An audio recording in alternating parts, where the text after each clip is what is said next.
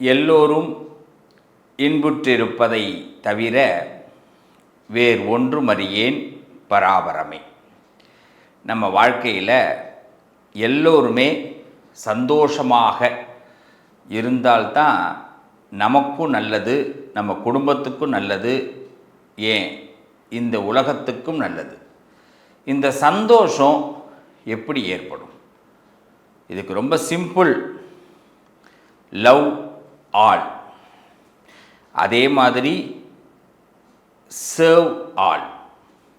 ரொம்ப சிம்பிளாக, அதாவது அனைவரையும் நேசிக்க வேண்டும், அனைவரையும் நேசிக்க வேண்டும்.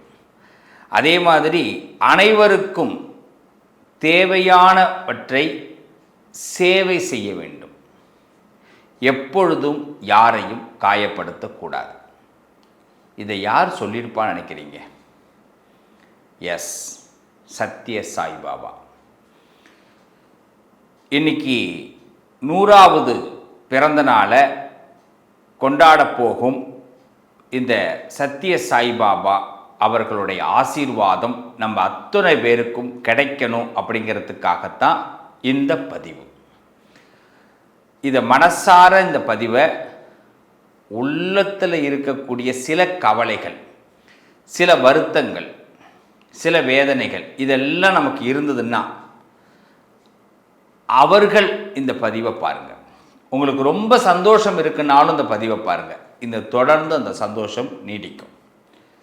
அப்படி கவலைகள் இருக்குது, வருத்தம் இருக்குது, எங்கள் வீட்டில் ஒரு விஷயம் நடக்கவே இல்லை, அது நடக்கணும் அப்படின்னா இந்த பதிவை பாருங்கள். கண்டிப்பாக இந்த பதிவு உங்களுக்கு உங்கள் மனசை லேசாகும். நிச்சயமாக அதுக்கான சொல்யூஷனை, ஒரு ப்ராப்ளம் இருக்குன்னா அதுக்கு ஒரு சொல்யூஷன் உண்டு, அதுக்கான ஆன்சர் கண்டிப்பாக கிடைச்சிடும். சொல்யூஷனே கொடுக்கக்கூடிய வாய்ப்பு யார் தருவா? ஸ்ரீ சத்ய சாய்பாபா.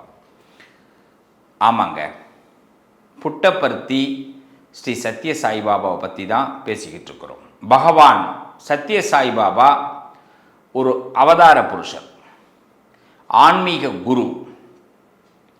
அவர் நமக்கு நிறைய சேவைகள் ஆற்றிருக்கிறார், நிறைய நல்ல விஷயங்களை நமக்கு செஞ்சிருக்கிறார். இந்த உலகத்தில் இருக்கிற எல்லார்கிட்டையும் ஒரே மாதிரி அன்பு வைக்க வேண்டும் என்று ஆசைப்பட்டவர் பகவான் ஸ்ரீ சத்ய சாய்பாபா. இந்த சத்ய சாய்பாபா 23 நவம்பர் 1926 புட்டபர்த்தியில் பிறந்தார். இன்னைக்கு அவர் பிறந்து வருகின்ற 23ஆம் தேதி நவம்பர் மாதம் இந்த 2025 100வது பிறந்த நாளை கொண்டாடப் போகிறார். இது 100வது ஆண்டு.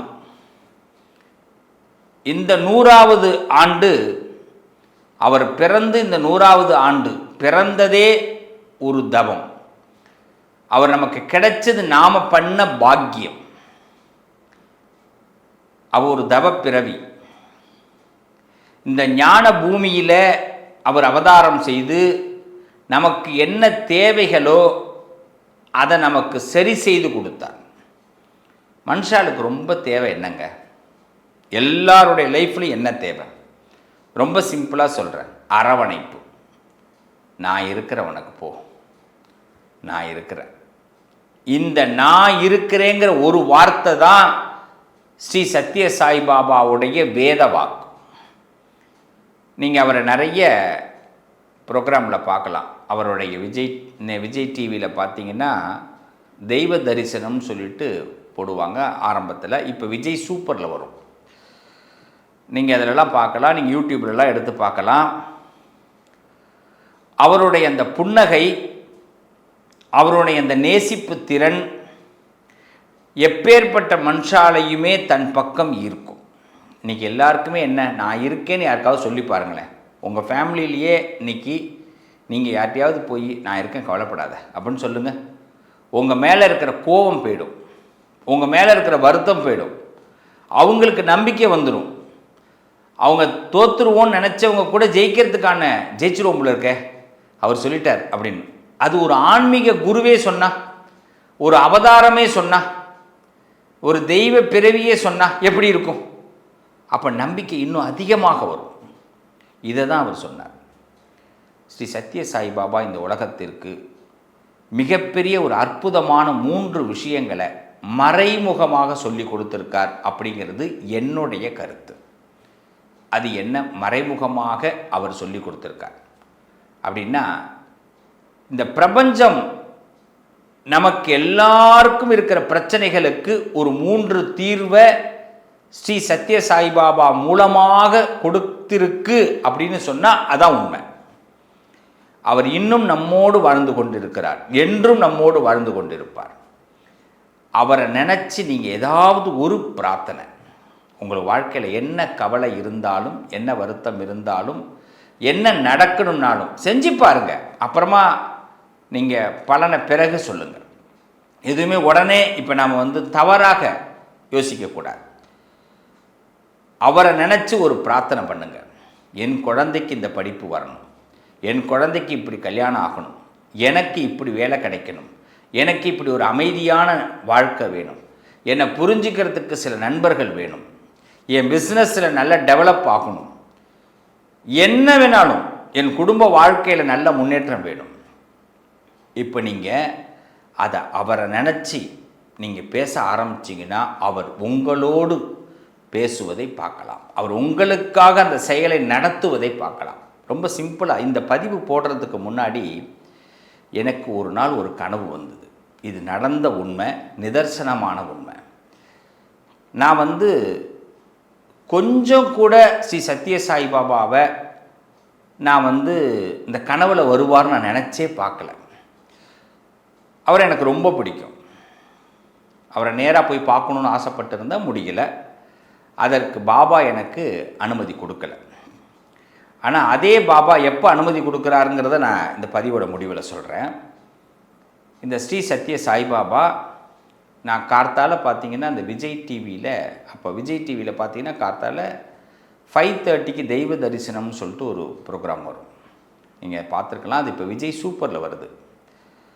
அப்போ அதில் எல்லா ஞான குருமார்களையுமே அந்த விஜய் டிவி பெருமைப்படுத்தும். அதனால தான் இன்றைக்கும் விஜய் டிவி நல்ல ஒரு நிலையில் அடுத்தடுத்த கட்டத்துக்கு போயிட்டுருக்கிறாங்க. இப்போ அந்த குருமார்கள் அதில் அந்த ஞான குரு சத்ய சாய் அவருடைய இந்த சுப்பிரபாதம் அதில் அங்கே இருக்கும்.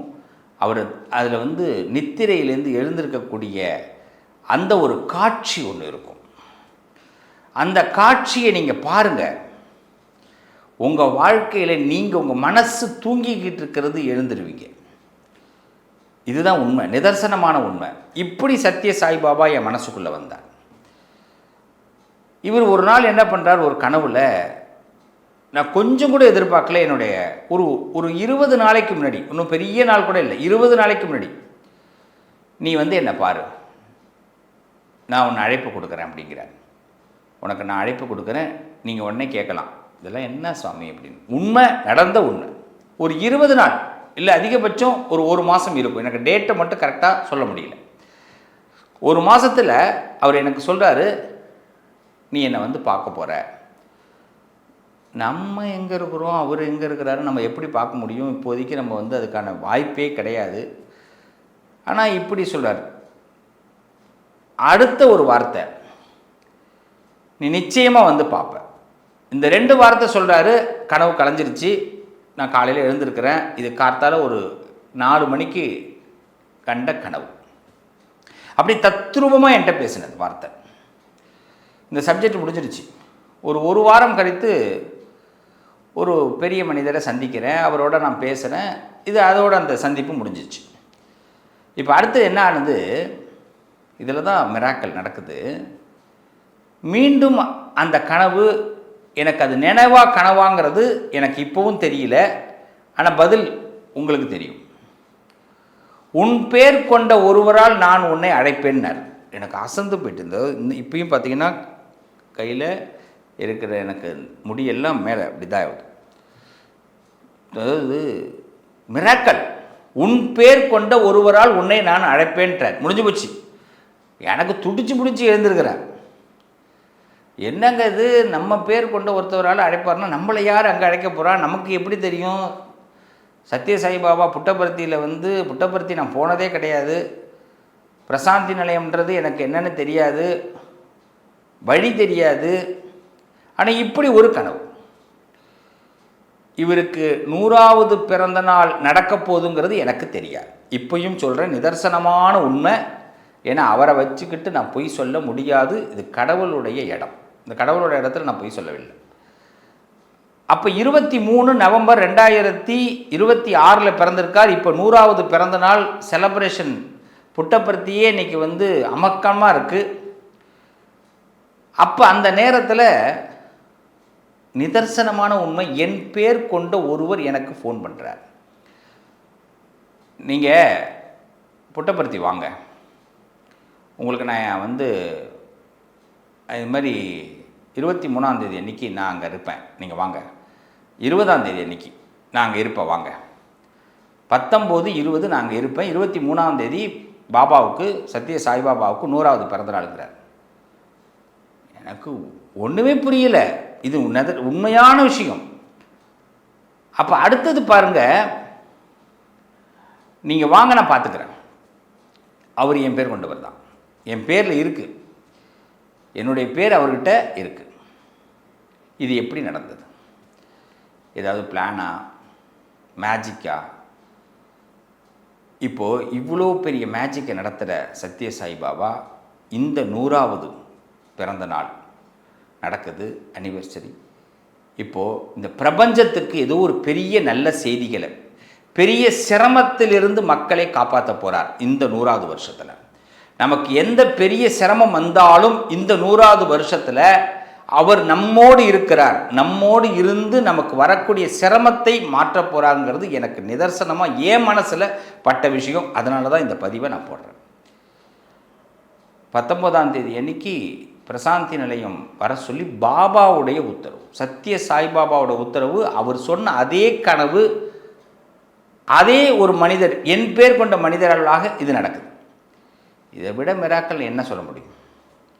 அப்படிப்பட்ட சத்ய சாய்பாபா நமக்கு சொன்னது லவ் ஆல், அனைவரையும் நேசி, சேவ் ஆல், எல்லாருக்கும் சர்வீஸ் பண்ணு, அனைவருக்கும் தேவையானதுக்கு உதவி பண்ணு, எப்பொழுதும் காயப்படுத்தாது.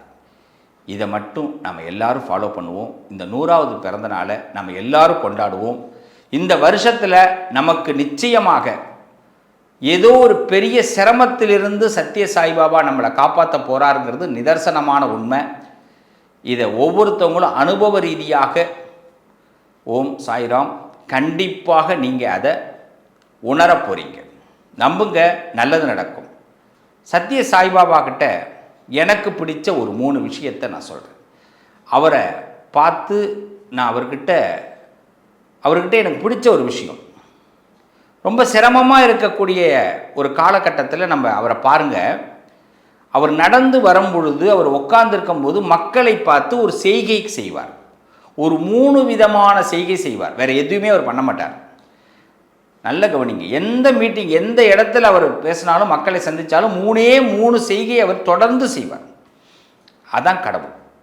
அதனால தான் அவரை பகவான் நமக்கு அனுப்பி வச்சிருக்காருன்றோம். அப்படி என்னென்னா, இந்த 3ல் தான் மனுஷனுடைய மனசு இருக்குது. முதல் விஷயம், அவரை கையை பாருங்கள். எப்போ பார்த்தாலும் இப்படி உட்காந்துருக்கும் போதும் நிற்கும் போதும் இப்படி செய்வார். இதோடைய அர்த்தம் என்ன? நான் நினைக்கிறேன், அவர் என்ன நினைக்கிறாருன்னு எனக்கு தெரியாது. எனக்கு அவர் தெரிஞ்சுக்கிட்டது ஒன்றும் இல்லை. உலகத்தில் எல்லாம் அவனுடைய செயல், எல்லாம் அவனுடைய செயல், ஒன்றும் இல்லை, எல்லாம் அவன் செயல். இதை தான் அவர் சொல்லுவார். முதல் செய்தி, அவர் இப்போ எப்போ பார்த்தாலும் இந்த கையை எப்படி காட்டுவார். அப்படின்னா என்ன? நம்ம கையில் எதுவுமே கிடையாது, எல்லாமே அவனுடைய செயல். நம்ம கையில் எதுவுமே கிடையாது, எல்லாமே அவனுடைய செயல். இதை முதல்ல நமக்கு உணர்த்துவார். இது முதல்ல உணர்த்தும் போதே நமக்கு மனசு பாதி லேசாகிடும். என்ன பிரச்சனையாக இருந்தாலும், ஓ இதுக்கு அவன் தான் காரணம், அவன் ஏதோ பண்ணுறான், அது நல்லதாக இருக்கும் அப்படின்னு அடுத்த ஒன்று செய்வார். சில இடங்களில் பாருங்கள் எப்படி பண்ணுவார். நல்ல கையை கவனிக்க, இப்படி பண்ணுவார். அப்படின்னா இதுவும் கடந்து போகும், நீ கடந்துருவ, இது உனக்கு கடந்து போயிட போகுது, கவலைப்படாத அப்படின்வார். இது 2வது. 3வது தான் ரொம்ப முக்கியம். அவர் கையை அப்படி காட்டுவார், நான் இருக்கிறேன். இதுதான் நான் சொன்ன முதல் வார்த்தை, நான் இருக்கிறேன். இந்த 3 தான் நான் சத்ய சாய்பாபா கிட்ட நான் தெரிஞ்சுக்கிட்டது. புட்டபர்த்தி ஸ்ரீ சத்ய சாய்பாபாட்ட இந்த 3 விஷயத்தை நீங்களும் பாருங்கள். எல்லாம் இந்த இறைவனுக்கு தான் தெரியும். அவனுக்கு தெரிகிறதுனால நமக்கு எதுவும் தெரிஞ்சிக்க வேண்டிய அவசியம் இல்லை. அவன் எதையுமே நமக்கு எவ்வளோ பெரிய சிரமத்தையும் தள்ளி விட்டுருவான். பாபா சத்ய சாய்பாபா நம்மோடு இருக்கார். நம்மளை படைத்த ஈசன் நம்மளோடு இருக்கார். நம்மளை படைத்த கிருஷ்ணன் நம்மளோடு இருக்கார். கடவுள் ரூபம், கடவுள் நம்மக்கிட்ட தான் இருக்கார். நான் இருக்கிறேன் அப்படிங்கிறதா ஸ்ரீ சத்ய சாய்பாபா நமக்கு உணர்த்துறார். நம்புங்க. அவருடைய பிறந்தநாள் அன்று 2025 நவம்பர் மாதம் 23ஆம் தேதி அவரோட 100வது பிறந்தநாள். உங்கள் வீட்டில் அவருக்காக ஒரு தீபம் ஏற்றுங்க. அவர்கிட்ட உங்கள் பிரார்த்தனைகளை முன்வைங்க. நிச்சயமாக மனசில் இருக்கிற வலி, மற்றவங்க எது வேணாலும் சொல்லட்டும், ஒரு நம்பிக்கை, அந்த நம்பிக்கையோடு அவரை பாருங்கள். நிச்சயம் அவர் ஏதோ ஒரு ரூபத்தில் உங்களுக்கு உதவி பண்ணுவார். நடக்கும், நடந்தே தீரும். நம்புங்க, நல்லது நடக்கும். என் வாழ்க்கையில் நடந்த ஒரு அதிசயத்தை உங்களோடு பகிர்ந்து கொண்டேன். மீண்டும் உங்களை ஒரு அரிய சந்தர்ப்பத்தில் ஒரு நல்ல செய்தியோடு சந்திக்கிறேன். வாழ்த்துக்கள். ஸ்ரீ சத்ய சாய்பாபாவுக்கு நம்ம அத்தனை பேருடைய அன்பு என்றைக்குமே அவர் மீது இருக்கணும். அவர் நம்மளுடைய மனசில் என்றைக்குமே நீக்கமற நிறைந்திருப்பார். ஏன்னா ஒரு குரு இல்லைன்னா கடவுள் நம்மள்கிட்ட நேரடியாக வர முடியாது. அந்த குரு நமக்கு பெரிய நல்லதை கொடுப்பார். வாழ்த்துக்கள். மீண்டும் உங்களை சந்திக்கிறேன். நல்லது நடக்கும்.